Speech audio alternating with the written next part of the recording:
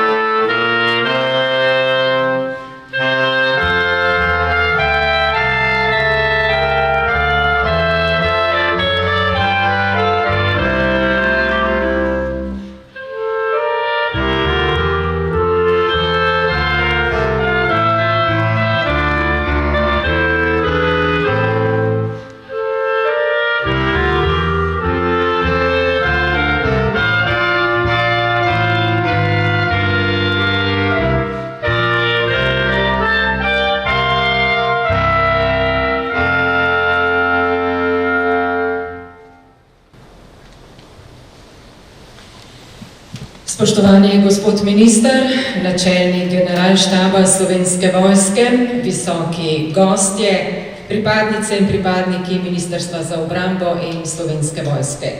Lepo pozdravljeni in dobrodošli na odprtju razstave Živela svoboda, ki jo Vojaški muzej Slovenske vojske namenja vsem, ki niso o njej le govorili, temveč so jo živeli, branili, ustvarjali. Kot je nekoč zapisal Albert Camus, svoboda ni nič drugega kot priložnost, da postanemo boljši. Danes, ko stopamo po hodnikih te stavbe, ki je simbol varnosti, odgovornosti in prihodnosti, se obenem zazremo tudi nazaj.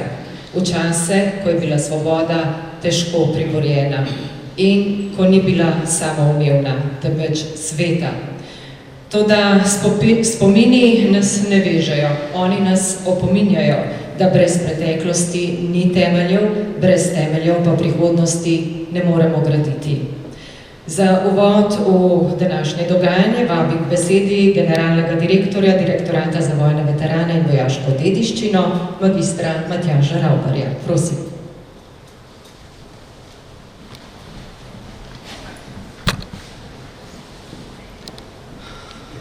Dobar dan, spoštovani minister, spoštovani načelnik, vsi ostali gostje.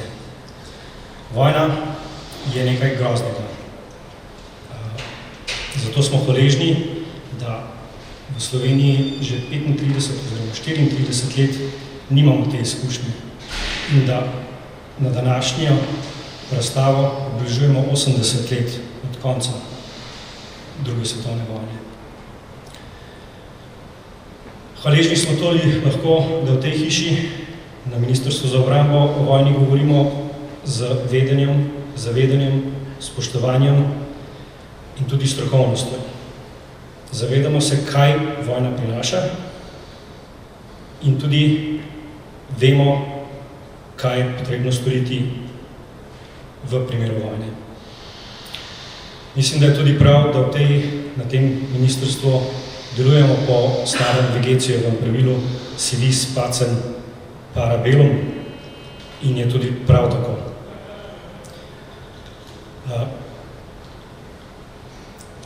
Leto 1945 je Slovencem prineslo marsikaj. Bilo je mogoče celo najbolj krvavo, najbolj nasilno leto druge svetovne vojne. Prineslo nam je to gromko izkušnjo, vendar nam je prineslo tudi nekaj lepega. Prineslo nam je konec vojne, tudi svobodo.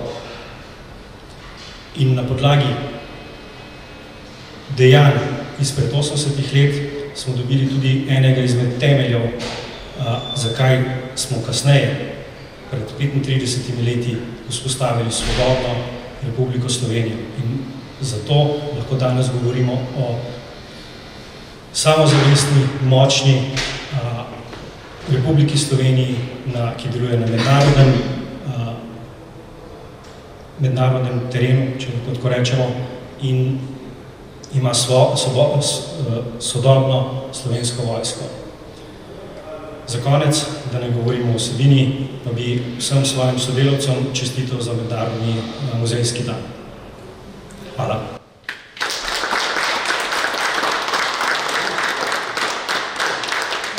hvala za pozdravne besede, ki nas v mislih vračajo k vrednotam, ki nas oblikujejo. Zdaj pa dovolite, da nam dušo in prostor napolni glasba, jezik, ki združuje vse čase in vse ljudi. Prisluhnili bomo glasbeni točki, ki v sebi nosi univerzalno sporočilo hrepenenja po svobodi.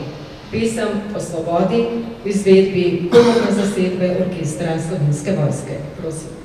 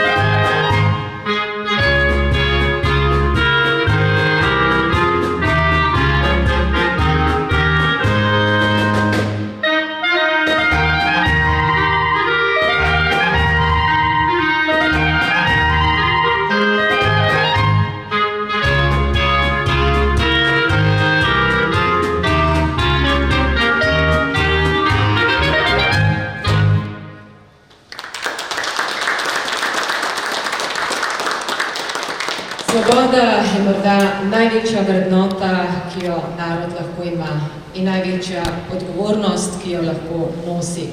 S spoštovanjem in hvaležnostjo vabim k slavnostnemu nagovoru ministra za obrambo Republike Slovenije, magistra Boruta Sajovica. Prosim.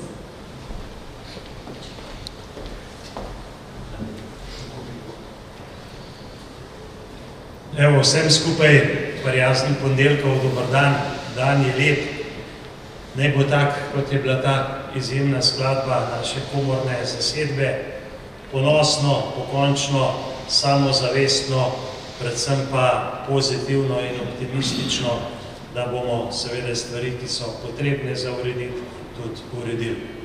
Hvala lepa načelniku, vsem prisotnim, posebej tudi pripadnicam in pripadnikom veteranskih organizacij, tistih, ki se te naše zgodbe nastanka samostojne države še spomnite. Slovenija ima izjemen temelj ravno v svobodi leta 1945. Leta 1945 smo se, kar je izjemno pomembno, osvobodili skupaj z zavezniki. Imeli smo pomoč. In nekateri danes v tej družbi imajo z našim najstarejšim, najmočnejšim, pa najbrž najboljšim zavezništvom na tem planetu velike težave. Smo imeli letos cel kup dogodkov posvečenim zavezniškim letalcem. A smo tako hitro pozabili, da so nas v Slovenijo prišli reševati iz Avstralije, iz Nove Zelandije, iz Kanade, Amerike, iz Velike Britanije in tudi umirali tukaj. In na teh temeljih, na tem sporočilu, da mirni, modri in preudarni ljudje se iz zgodovine nekaj naučimo, moramo graditi tudi naprej. In leta 1991 so bile sanje dosežene. Poglejte to razstavo, na večini slik, pa kaj je najbolj sporočilno, za ljudi gre, za ljudi je šlo in gre tudi sedaj.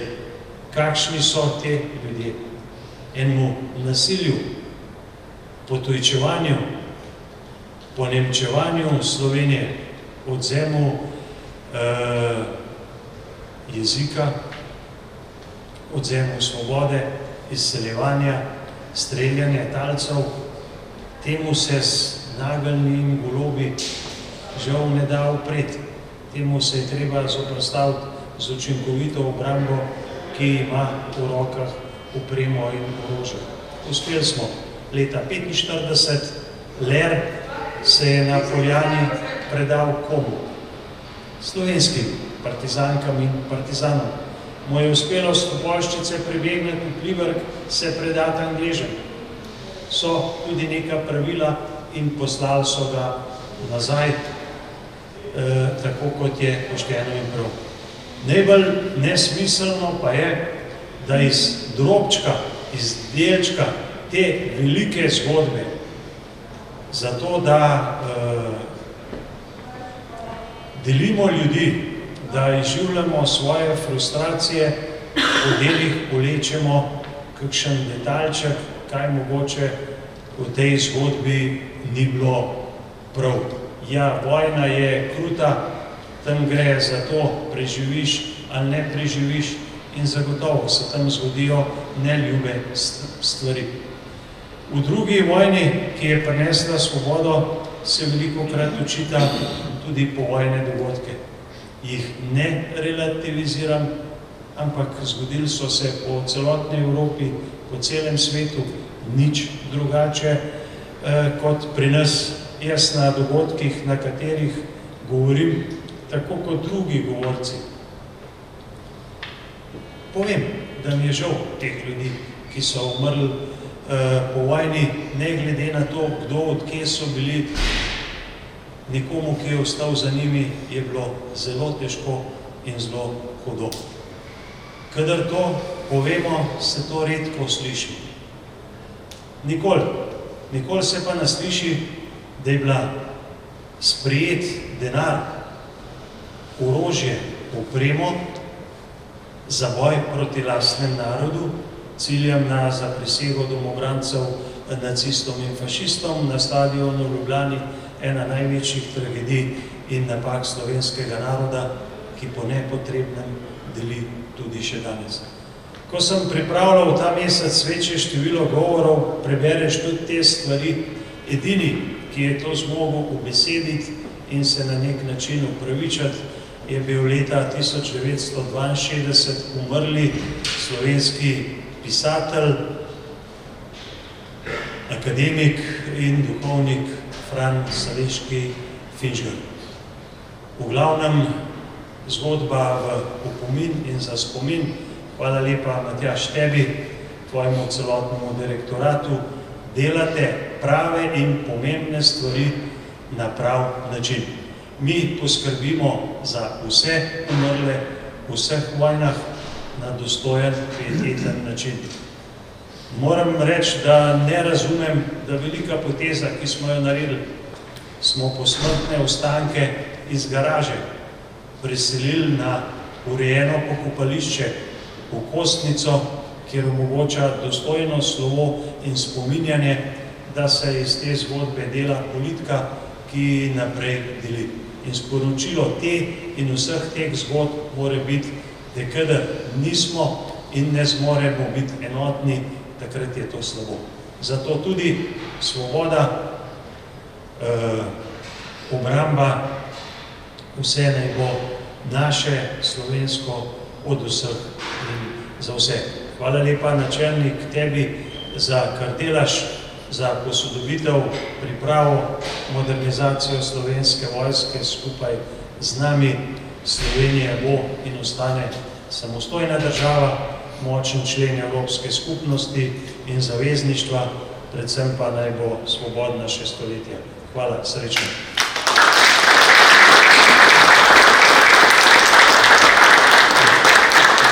Spoštovani gospod minister, najlepša hvala za vaše navdihujoče misli, ki poudarjajo pomen zgodovinskega spomina in skupne odgovornosti za prihodnost. Sledi še ena glasbena točka, tokrat Vstajenje Primorske, ki jo bo prav tako izvedla komorna zasedba orkestra Slovenske vojske.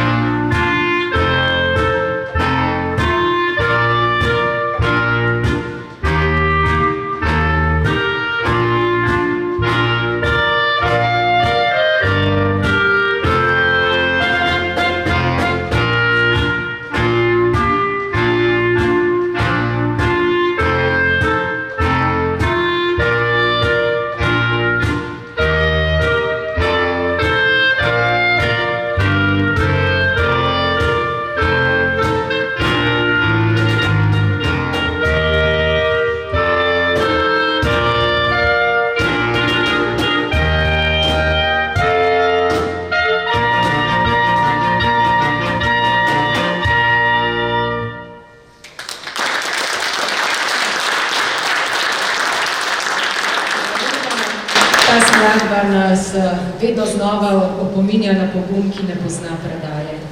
Spoštovani, nadaljujemo s predstavitvijo razstave, ki jo bo podal njen avtor, magister Gregor Kastelic, torej vabljeni, da se vsi skupaj pomaknemo do razstavnih panojev, kjer bomo pobliže spoznali zgodbo razstave. Danes smo stopili skozi vrata zgodovine in čeprav razstava morda pripoveduje zgodbo o sliki in besedi, naj bo njen najmočnejši vtis tisti v srcu. In kot je nekoč dejal danes že omenjeni Franc Sališki Finžgar, kar je narod pretrpel, to mu ostane in kar je pretrpel za svobodo, to ga posvečuje.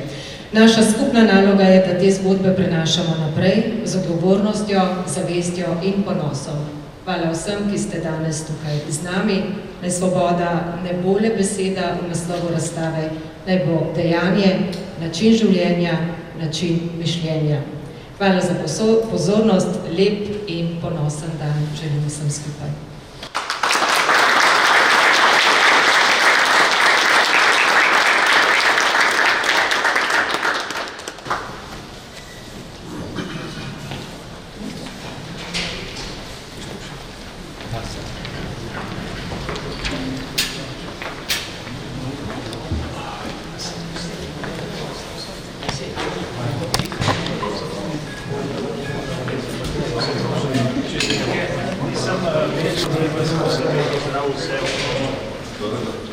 Evo, to je razstava Živela svoboda. Postavili smo seveda ob 80. obletnici konca druge svetovne vojne na Slovenskem. Zasnovali smo jih v bistvu malce širše, tako da v bistvu v začetnem delu spoznamo tudi nekaj o samih partizanskih enotah, ki so kasneje tudi osvobajali seveda slovensko ozemlje.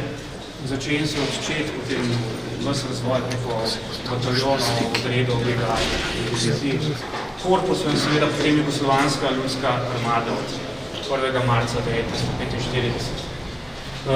Na takih predstavah je seveda tudi nujno, da pokažemo tudi nasprotno stran in pa seveda dejanja v tem delovnem letu tudi za njihovo strani, to se pravi Nemci leta 1945 so to ozemlje imenovali, ker so ga v bistvu poimenovali kot neko zaledno ozemlje, preko katerega bi se seveda oni unikali iz Balkana skupaj z svojimi, bom rekel, pomagači, v tem primeru na slovenskem ozemlju gre za slovensko domobranstvo, ki so za nemškim okupatorjem ustrajali pač do konca. Povemo tudi nekaj o uvodu, o samem dogajanju v Evropi, tudi bi mogoče omenil operacijo Overlord in pa v bistvu začetek te operacije, to je izkrcanje v Normandiji.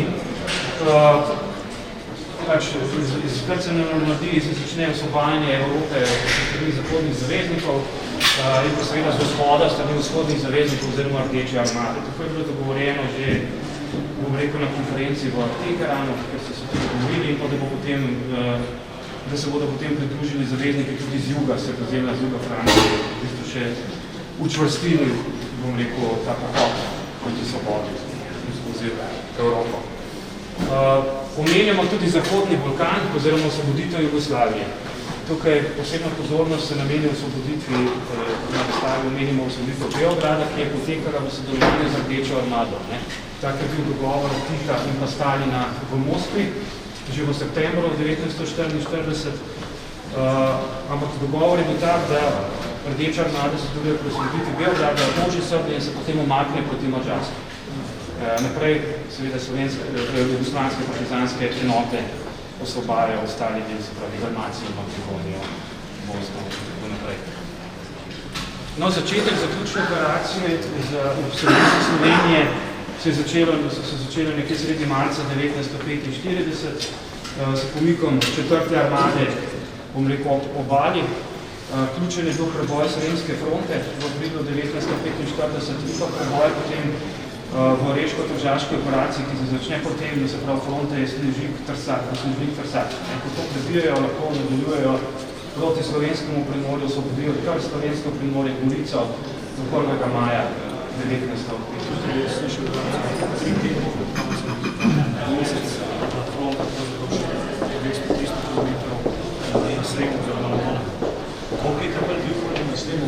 Ogromno, ker tega se tudi spoznajo, so proti partizanske enote, prvič pridejo to frontalno izkušnjo. Predtem je seveda partizanska izkušnja gerilskega bojevanja, če je popolnoma drugačna, za vzpostavitvijo te Sremske fronte pa bile ta frontalna način bojevanja in tam ogromno leto problema. Ja, pomembno je tudi zato, ker so s to fronto so Nemci držali še zadnjo, bom rekel, zadnjo frontno črto, s katero sem se hotel braniti. To je strateško pomembno tudi slovensko ozemlje in vse, kar pač je ni bilo do takrat osvojeno.